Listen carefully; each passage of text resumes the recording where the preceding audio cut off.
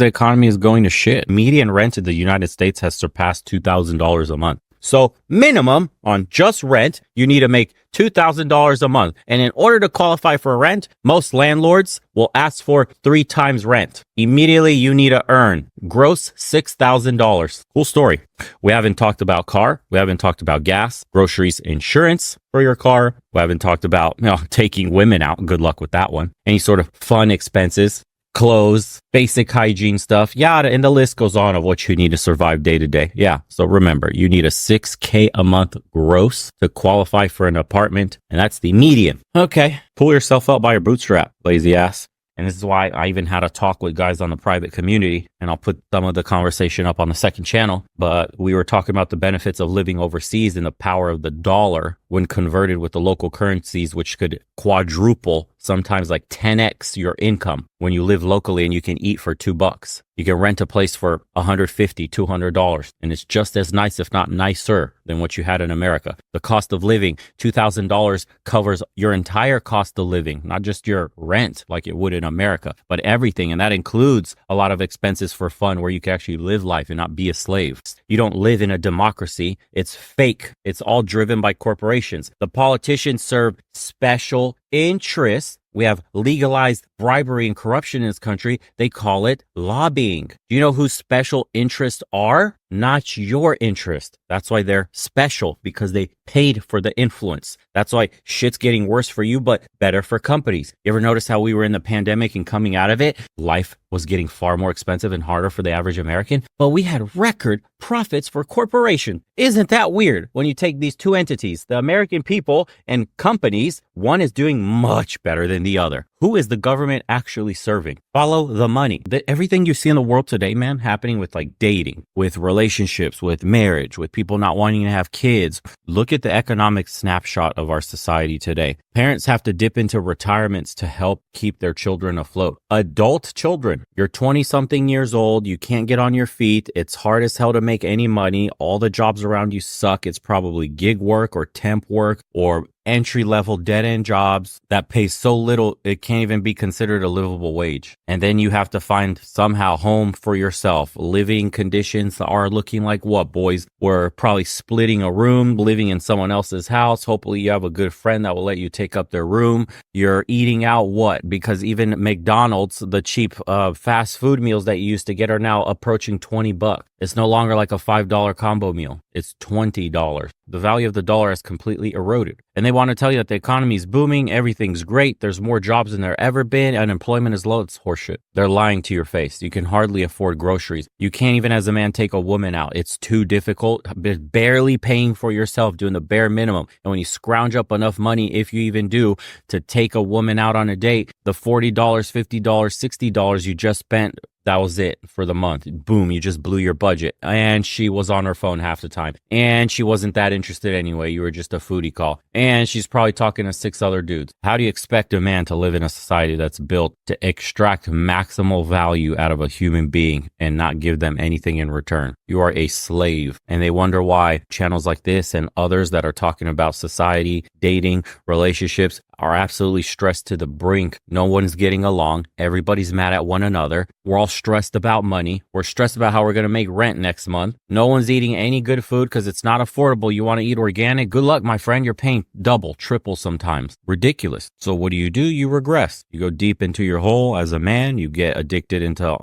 adult entertainment. That's free. Video games, it's a one-time purchase that you get multiple uses out of. You make some online friends because it's expensive to do anything outside anywhere, dude. Just putt. Nope. Going out to the bar. Nope. Got to buy a ton of drinks. That shit costs money. Everybody's being squeezed to death. Slowly but surely, you're being ushered into this new era where you will own nothing and you won't actually be happy. You're just going to be isolated, needing to be consistently numbed with hits of dopamine from cheap thrills and entertainment like adult videos and games. Bro, the world is looking bleak and the government talks down on us and media and news organizations are like, why aren't young people having kids? Why aren't young people dating? Why aren't young people getting married? Because you guys ruined the economy. And no matter who we vote for, it's not going to get better. And there doesn't seem to be any options where I can move up the ladder, socioeconomically speaking. Where are the steps? You fucking took them all with you as you moved up in all the previous generations. Now you're expecting me to do massive fucking leaps upward just to reach you where you were at when you were my age. Insanity, bro. A lot of guys are now taking serious steps and investing in themselves to give themselves some sort of skills in the marketplace that they could do remotely. Remote work is going to be a big boon for the younger guys that want to escape the financial trap, because it makes no sense staying in America when America doesn't have your back. You're a young man and you're left out to dry. The cultural conversation is already toxic towards men. Now the financial situation is being strained to no ends and people are on the brink of snapping. This is why we have such tribalism and division in the country today. Nobody's stable, man. Nobody feels safe. Nobody is secure. You're one paycheck away, one emergency room visit away, an accident from bankruptcy or being out on your ass in the street. Of course, you're going to be a little irritated at everything and everyone in your life. When I moved to Bucharest, everything changed for me dramatically. The cost of food was much lower than America. The cost of transportation, the cost of rent, the cost of restaurants, extracurricular activities, it doesn't matter. Everything was much cheaper. I still maintained my American salary. And I think for a bunch of Americans going abroad and doing the expat life, digital nomad lifestyle is going to become more and more unattractive for a lot of young men, because America is not it anymore.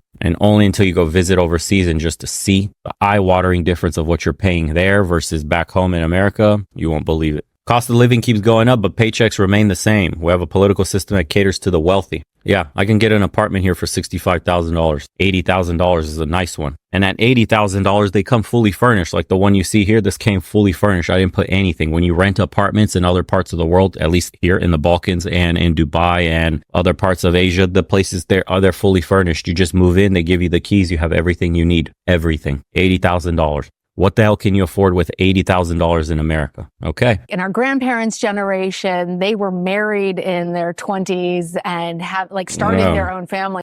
I love how they use the grandparents when your grandpappy could get a factory job over at Ford and could afford a beautiful home, white picket fence, American dream, 2 kids, wife staying at home, doesn't need to work, car paid for, everything paid off on his factory job. No college even needed. And then if you went to college, you could be a waiter and pay your way through school as a waiter. And when you graduated with your degree, you would get a job where you would make far more than factory dad, and you would live an upper middle class lifestyle. Stupendous what you could afford with the money you had back then. Oops, gold standard. We went off of it. Thanks. Federal Reserve, boom bust cycles being created. Inflation. It's all normal, boys. We had one bubble burst in 2008 and 9. Another bubble is created now with the COVID post-pandemic money injection scheme. And we're seeing it inflate all around us in hyper speed, and nobody can afford anything anymore. We sold out our middle class. We let corporations buy up all our homes. There is no homes even to buy if you wanted to. If you're a family right now, how difficult is it to even buy a home when some investment fund comes right up under you with cash and pays 5% over ask? Insane. Why aren't you guys having kids? Why don't you get a job? Why don't you pull yourself up by your bootstrap? What they tell us. Get a girlfriend. Stop being a loser. Says the boomer with 30 properties that he bought for like $10 each. Let me know, guys, what your experiences are and how you're dealing with this economy and how work is. What kind of jobs are you doing full time? Are you stuck in the gig economy or part-time work, temp work? Is it even financially possible for you to live on your own? How dependent are you on family at the moment? Let me know kind of what your experiences are, because damn, it was rough when I was in college and it's only gotten exponentially worse for the average guy today. I could not imagine. We'll see you guys on the next one.